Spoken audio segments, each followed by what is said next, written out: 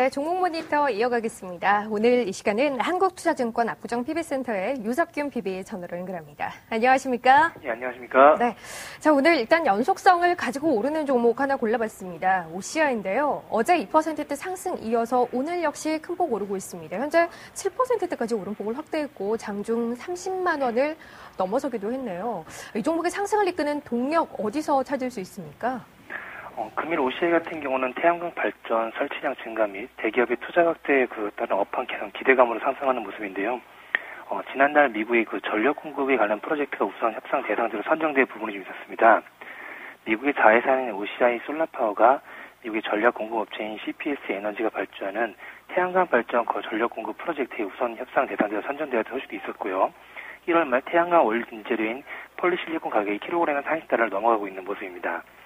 또한 태양광 사업 자체가 지하에서 바닥으로 좀 올라오는 저평가 밸류에 좀 부각이 되고 있는 것 같은데요.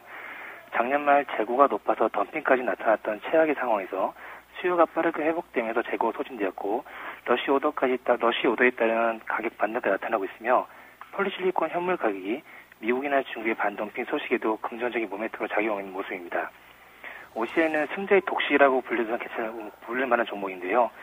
최근 폴리실리콘 관련 업체들의 공급 과잉에 따른 치킨 게임이 진행되는 상황에서 폴리실리콘의 가격 반등 부분은 중국 정부가 생산 효율과 환경에 미치는 영향을 토대로 조사한 부적합한 업체들의 추가 증설 제한 호재까지 점진적으로 작용할 가능성이 있으며 이로 인한 공급 과잉 문제까지 해소되면 폴리실리콘의 가격 급락세는 다소 안정될 가능성이 있어 보입니다. 이러한 폴리실리콘의 대응 방향을 좀 말씀드리겠습니다.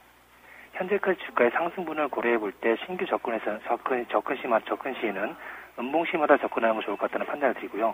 가격이 30만 원 안착 시에 본격적인 매수를 참하셔도 물러내 보일 것 같다는 판단을 좀 드리겠습니다. 일단 현재로서는 30만 원 안착하는 거 보고 음봉 나왔을 때 접근을 하자라는 판단인데 만일 30만 원 선에서 접근을 한다면 이후 추가 상승 여력 얼마나 생각하십니까? 우선 30만 원 선에서 접근하셨을 말씀을 드린 이유는요. 일단 주봉선 121선 자체가 30만 원대 위치한 선입니다. 바닥에서 올라온 거는 그렇게 크지는 않은 선인데요. 일단 수급적으로 봐서 30만 원을 안착이 된다면 추가 상승 가능성은 단기적으로 봤을 때는 35만 원까지 볼 수 있으실 것 같고요. 장기적으로 봤을 때는 40만 원 가까이도 보실 수 있으실 것 같습니다. 두 번째 오늘 특징주 가운데 하나는 대우조선해양입니다. 조선주 가운데서도 가장 눈에 띄는 상승 흐름을 나타내고 있습니다. 무려 8거래일 연속 이어지는 상승 랠리인데요. 이같이 연속성 강한 상승을 이끄는 요인이 어디 있는지 지금 따라가 봐도 괜찮은지 의견 좀 주신다면요. 네, 대우조선해양에 대해서 말씀을 드리겠습니다. 우선 대우조선해양은 기대치를 하회하는 4분기 실적이 좀 발표가 됐습니다. 매출액은 3.2조 원이고 영업이익은 1,652억 원으로 파주플러의 FPS의 조기 인도에 따른 인센티브의 상당 부분이 4분기에 인식되었음에도 영업이익은 시장 기대를 하회했습니다. 하지만 이 부분을 4분기 충당금으로 일부 설정함으로써 그 요인이 제외된다면 기존 전망치와 유사한 실적을 나타낼 것으로 판단됩니다. 2012년도 실적 둔화는 다소 불가피할 것으로 판단되는데요. 올해는 지난 2009년도부터 10년도까지 수주한 저성과의 물량의 매출 인식으로 수익성의 둔화가 불가피할 것이며 동사는 경쟁사 평균 대비 저성과 상선 수주량이 약 17% 정도 많은 상황입니다. 하지만 현재 동사의 해양 구조물 비중은 약 46%에 육박함으로써 장기적으로 볼 때는 수주 장구가 조선사의 향후 매출을 결정한다는 걸 고려해보면 해양 구조물의 매출은 점진적으로 증가할 것으로 판단됩니다. 대우조선해양이 가장 큰 모멘텀은 해양 수주 모멘텀인데요. 호주 및 말레이시아 FPS의 수주 모멘텀이 연내에 체결될 가능성에 따라 30억 이상의 수주를 확보했다고 보아도 괜찮을 것 같습니다. 또한 동사의 다수의 해양 프로젝트 입찰에 참여 중인 걸 감안하면 하반기 드루십 시장이 회복될 경우 연간 수주 목표량을 110억 달러 초과 달성이 가능하다는 판단입니다. 지금 이런 대우조선해양의 대응 방향을 좀 말씀을 드리겠습니다. 단기 목표가는 3만 5천 원 정도로 설정을 하시고요.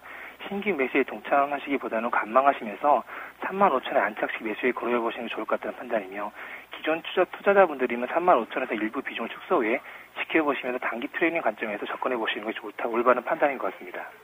자, 오르는 종목 봤는데 이번에는 빠지고 있는 것도 좀 확인을 해보죠. 오늘 증권주, 대형주를 중심으로 일제히 3% 이상의 하락 흐름을 나타내고 있습니다. 악재가 있었죠? 증권업 같은 경우가 좀 오늘 하락하고 있는데요. 자본시장 개정 국회 통과 사실이 사실상 무산 가능성이 부각이 됐습니다. 지난 8일 국회 정무위원회 법안 심사 소위에서 자본시장법 개정안이 논의대상에서 제외된다는 것이 알려지면서 대형 IB 육성 및 자본시장 인프라 개혁을 담고 있었던 자본시장법 개정안 18대 국회 처리가 사실상 무산된 것으로 보이며 금일 주가의 하락을 주도하고 있는 모습입니다. 금융당국이 대형 IB 육성 및 자본시장 인프라 개혁 방안 등 차질 계획에 차질이 좀 생겼는데요. 이번 국회에서 자본시장법 개정안의 통과가 사실상 무산되면서 금융당국에서 야심차게 준비해왔던 종합금융투자회사의 기업에 대한 신용 공여 업무나 비상장 주식에 대한 내부 주문 집행 업무 등 자본시장 인프라 개혁과 대형 IB 육성 등의 계획에 차질이 생길 수밖에 없을 전망이며 4월 총선 이후 열리게 될 제19대 국회에서 다시 해당 범위에 상정될 것으로 보이지만 대선을 앞두고 있는 현재 상황에서는 통과 여부 자체가 불투명한 상황으로 불분명한 것으로 판단되는 상황입니다. 이런 증권업에 대한 대응 방향을 좀 말씀을 드리겠습니다.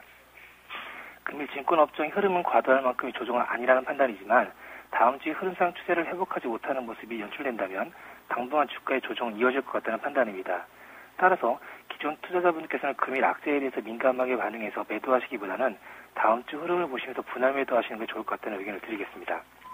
마지막으로 철강주 좀 살펴보죠. 최근에 포스코는 굉장히 부진합니다. 하지만 현대제철, 동국제강은 연일 좀 힘을 받고 있는데요. 특히 동국제강이 어제 오늘 흐름 상당히 긍정적이에요. 이 종목은 어떤 시각에서 봐야 합니까?